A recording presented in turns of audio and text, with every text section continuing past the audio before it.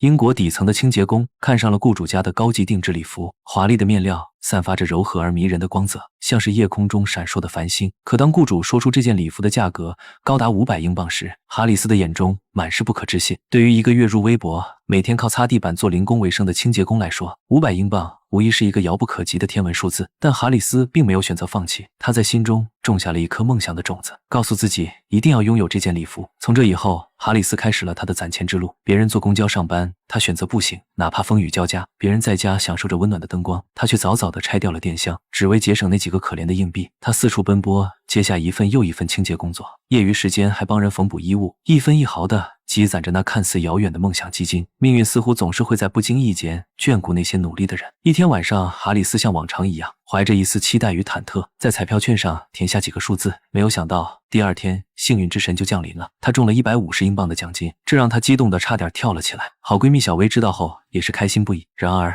生活总是充满了波折，哈里斯的雇主因为经济萧条，不仅削减了他的工作时间，还拖欠他的工资，这让他感到无比的失望和无助。他不知道自己还要经历多少困难才能实现自己的梦想。闺蜜看着哈里斯日益消沉的样子，心疼不已。为了让他散心，闺蜜拉着他来到了赛狗场。在这里，哈里斯看到了6号赛狗，它的名字叫高级时装。这个名字仿佛一道闪电，瞬间击中了他的心。哈里斯觉得这一定是上天的暗示，是命运在向他招手。于是他毫不犹豫地掏出了100英镑，压在了6号赛狗身上。售票员阿奇一再暗示哈里斯，这只狗不可能赢，却敌不过老板在场，只好收下了他的钞票。比赛开始了，6号狗一开始跑得很快，哈里斯兴奋地欢呼起来，仿佛看到了梦想成真的那一刻。然而就在快到终点时，6号狗却突然停了下来，所有的希望瞬间破灭。哈里斯失魂落魄地看着赛场，100英镑巨款就这样打了水漂，他感到无比的绝望和沮丧。阿奇早就预想到了这样的结局，他走上前去宽慰哈里斯，有梦想并非过错，然而有些时候还需客观地直面现实。就在哈里斯以为与礼服无缘的时候，幸运却接踵而至。一天他在回家的路上，突然发现水洼中折射出一抹亮光，他捡起来一看，竟然是一枚昂贵的钻戒。这枚钻戒对他来说无疑是一笔巨大的财富，如果卖掉它，买礼服的钱就足够了。然而哈里斯没有丝毫犹豫，他带着戒指来到了警察局，将其上交。他知道这枚戒指不属于自己，他不能因为一时的贪婪而失去自己的原则。他的善良和正直终于得到了回报。几天后，军队派来专人为他补发了丈夫多年前以身殉国的抚恤金。警局也派人来告诉他，钻戒的失主找到了，还慷慨地留下一笔钱作为拾金不昧的奖赏。赛狗场的朋友阿奇也来找他，说很抱歉没能留住他的100镑，但自己偷偷藏下了10镑，并为他赢回了100多镑的本钱。Just promise me a dance at the Legion. Thanks, Archie. Much obliged.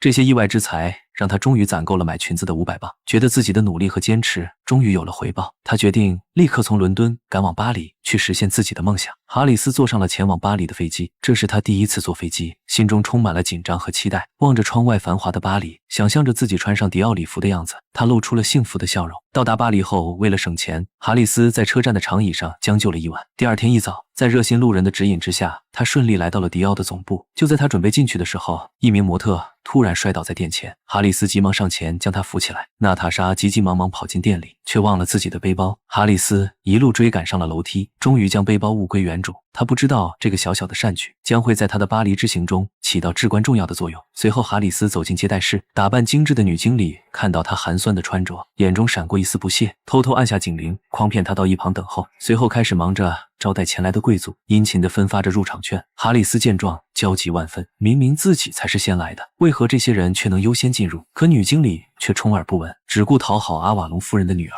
Excuse me. Look, I'm sorry. I'm not one to make a fuss. But where I come from, shop girls are pleased to be of service. Shop girls. 女经理仿佛受到了莫大的冒犯，认为哈里斯拉低了店铺的档次，于是指使女主管带她去百货商店选购符合她身份档次的衣服。财务见状，准备将其拉出去，可哈里斯坚决不肯离开。他每天辛辛苦苦地缝衣服、刷地板，把每一个便士都积攒下来，不辞辛苦跑到这里，就是为了买这件礼服。A Christian Dior gown is not for pennies.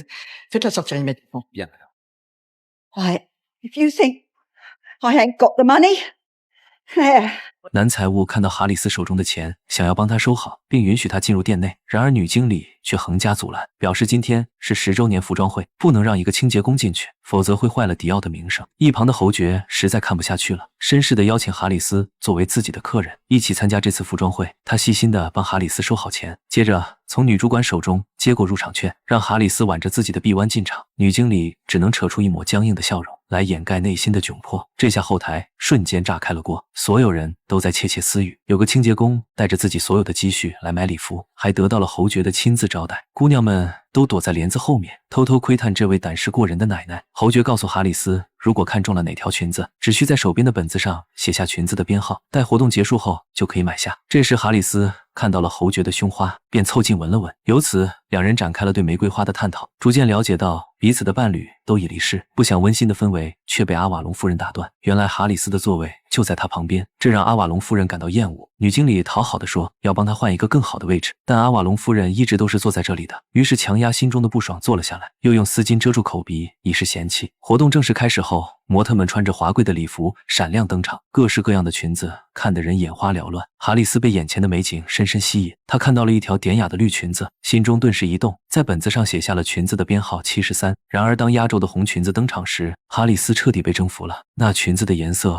光彩夺目，仿佛燃烧的火焰将他的心都点燃了。他立刻改变了自己的心意，决定买下这条红裙子。可是当他拿着号码牌去找女主管时，却被阿瓦隆夫人截胡了。他打心底里瞧不起这个社会底层的清洁工，像这样的人根本不配穿迪奥礼服。雪上加霜的是，每件礼服都是独一无二的定制款式，全球范围内仅此一件。女主管劝哈里斯考虑一下其他款式的礼服，大老远跑来总不能空手而归。于是哈里斯决定退一步，选择了刚开始看上的73号绿裙子。他让店员抓紧时间打包，因为自己还要赶着去坐飞机。可他哪里知道，高定礼服都是需要量身定制的，因此他必须留在巴黎2周左右。这期间还要多次试穿，以便能让礼服达到最完美的贴合效果。然而哈里斯的钱都用来买礼服了，剩下的资金根本不够他在巴黎待2周。女经理落井下石，劝他还是别买了。恰在此时，受到过哈里斯帮助的女模娜塔莎表示可以让设计师通融一下，缩短周期。一旁的财务法维尔则提出让哈里斯暂时住在自己的家里。女经理刚想阻止，身旁的主管就将哈里斯领进了制衣间。员工们在了解了他的故事后，纷纷鼓掌表示欢迎。裁缝师说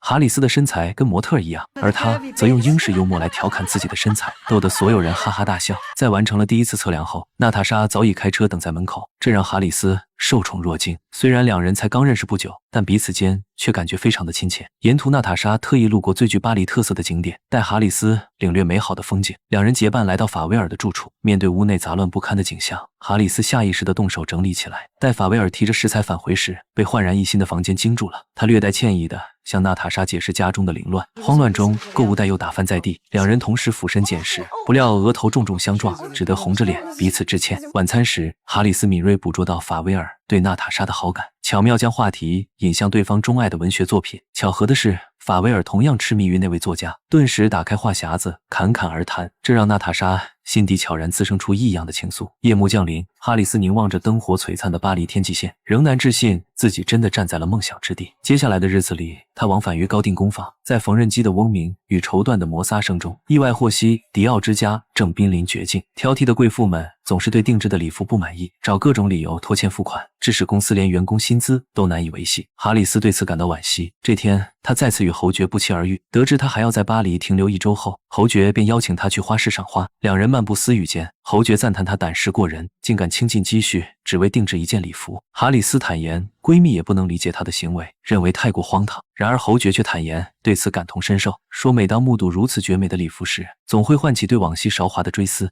Roy, don't write me off just yet. Oh, 1,000 apologies. Oh, no. 侯爵为表歉意，顺势邀约哈里斯参加舞会。在这场仅限上流圈层的盛宴里，鱼子酱与香槟只是标配。哈里斯沉溺于偏仙共舞的极致享受中，直至次日晌午10点半才猛然惊醒。迟到已成定局，他踉跄着冲向迪奥工坊。裁缝师觉得他不尊重自己，拒绝为其服务。哈里斯连忙拉住裁缝师，恳请女经理帮帮忙，可对方巴不得他赶紧离开，唯有女主管眼含怜惜，却也无力回天。哈里斯懊悔昨夜贪杯误事，坦言对各位深表敬意，但毕竟这一切都是自己的过错。女主管为弥补遗憾，悄悄行使隐秘职权，带他走进裁剪室。顶级面料在灯光下流转，繁复装饰工艺让每件时装都是独一无二的孤品。哈里斯再次重逢那条令他心颤的红裙，他终于明白了高定礼服的意义。It's not sewing. It's making moonlight. I've gone to heaven. 真挚的赞叹引发了满堂轻笑，而随后哈里斯娴熟的缝纫技艺更是博得了所有人的喜爱。店员们联名提议要为他重新量体，唯有女经理阴沉着脸将他拽进办公室，质问他究竟想干什么。自己从业几十年来，从未见过有女工来定制如此天价礼服。那些贵妇人定制礼服是为了在社交场绽放光芒，而他这般执着，难不成是要穿着礼服去扫大街？哈里斯支支吾吾地表示这是自己的梦想。就在这时，娜塔莎带来了侯爵送给哈里斯的玫瑰。 He wishes that you visit for tea tomorrow. But he receives nobody. I am nobody, aren't I?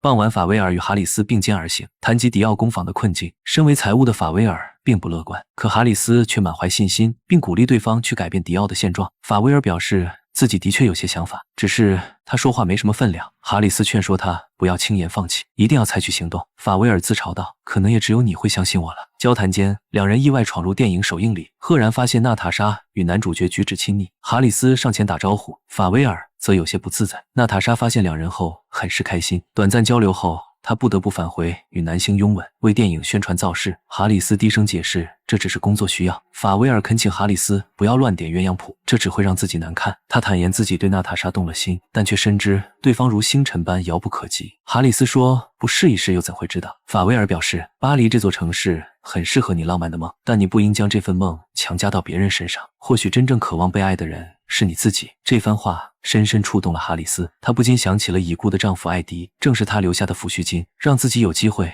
踏上巴黎这片土地。难道是他冥冥之中指引自己来寻觅新的缘分吗？次日，哈里斯准时赴约，来到侯爵宅邸。侯爵拿出珍藏已久的照片，坦言自己小时候在寄宿学校常常遭到同龄孩子的欺负，好在有位叫做拖把太太的清洁工一直对自己关爱有加。侯爵第一次见到哈里斯就倍感亲近，因为他很像那位拖把太太。哈里斯恍然大悟，原来一直都是自己在一厢情愿。侯爵眼中闪烁的并非爱慕，而是对往昔温暖的追念，于是匆匆告辞后离开了。他明白，即便自己有了高定礼服，却仍是挂在木架上的衣裳。灰姑娘的童话终究只是童话，水晶鞋永远不属于擦地板的姑娘。次日，哈里斯再次踏入迪奥之家，撞见数十名员工正提着行李陆续离开。从现场混乱的情形判断，这家百年老店显然遭遇了财务危机。他立即拦住所有人，组织大家一起去讨个说法。女经理示意他无权干预公司的事，不想哈里斯竟要直接去找老板谈判，也就是迪奥先生。沿途又有闻讯赶来的员工加入，哈里斯带着情绪激动的雇员们强行闯入集团办公区时，法威尔试图阻拦。哈里斯强调这是他证明自己的契机，随即将他推进总裁办公室。他希望迪奥先生能给法威尔10分钟时间，或许这个年轻人能拯救濒临绝境的迪奥。法威尔见状，只能硬着头皮提出革命性方案。他建议打破传统的奢侈定位，推出轻奢产品线，贴近大众消费市场。迪奥先生闻言，决定给他一点时间来说服自己，于是将所有人都请了出去。没多久，法威尔走出办公室，宣布迪奥先生已经采纳了自己的想法。迪奥品牌正式宣布开启面向当代女性的新征程。哈里斯荣幸地成为首位体验者。未来公司不仅不会裁员，可能还会需要更多的员工。女经理意识到自己应该离开了，与她一同辞职的还有娜塔莎。傍晚，哈里斯和法威尔一同来到女经理家，希望她能重回公司，因为男性永远无法准确把握女性消费者的真实需求，如果没有他的专业把控，一切都会乱套。既然对方已经给了台阶，女经理自然是愿意回来的。当提及娜塔莎去了哪里时，女经理说她已经辞职，打算离开巴黎去追逐自己的梦想。得知娜塔莎即将离开的消息后，两人马不停蹄赶往火车站，终于在候车室找到了她。法威尔引用书中的各种哲理，试图挽留这位即将远行的女孩。哈里斯简直要被这个钢铁直男给气疯，暗示他抓紧时间采取行动。 For God's sake, just kiss her. Yes, for God's sake, just kiss me. 次日，哈里斯最后一次踏入迪奥之家，倾注心血定制的礼服终于完成了，看上去熠熠生辉。这次的巴黎之行圆满结束，哈里斯提着行李箱回到了自己的家。傍晚，他的一位雇主不请自来，哭诉自己遇到了困难。原来他要去参加一个盛大的晚宴，这对他来说十分重要。但因为这段时间哈里斯不在伦敦，没人打理他的衣服，唯一像样的礼服已经破旧不堪。最终，善良的哈里斯忍痛取出自己的高定礼服借给对方。巧合的是，这件礼服意外的合身，雇主千恩万谢，以示感激，随即匆匆赶去赴宴。第二天早上，哈里斯去雇主家工作，拉开窗帘准备清扫时，竟发现自己的礼服被随意扔在沙发上，上面满是灼烧的痕迹。原来雇主根本不珍惜哈里斯的礼服，只是将其当成了自己成名的工具。他为制造话题，故意靠近壁炉，让礼服腾起火苗后再被熄灭，进而成为整场舞会的焦点。哈里斯用力揉碎雇主给他的赔偿金，离开这里时将钥匙从门缝丢了回去。迪奥的高定礼服对哈里斯来说不仅仅是一件衣服，更是承载着他无数憧憬的梦想。可如今他连一次穿上它展示的机会都没有，就眼睁睁看着礼服被对方恶意损毁。哈里斯失魂落魄地来到泰晤士河边，将与那件礼服相关的回忆和自己曾经的梦想一同抛进了河水之中。他一连几天都没有走出家门，闺蜜和好友阿奇担心他想不开，便破门闯了进来。大家都劝他一定要振作起来。自此以后，哈里斯再也不去追求所谓的梦想了。当他看到雇主丹特夫人的高定礼服时，也没了任何兴趣。丹特夫人询问他看没看新闻，报纸头条正是那个用迪奥礼服制造焦点的女人。哈里斯的心又一次被戳痛，一气之下，他主动提出辞职，并要求把所有欠款一次结清。You can't leave me. Them days are over when you can treat people like scum and expect loyalty in return. Good day, my lady.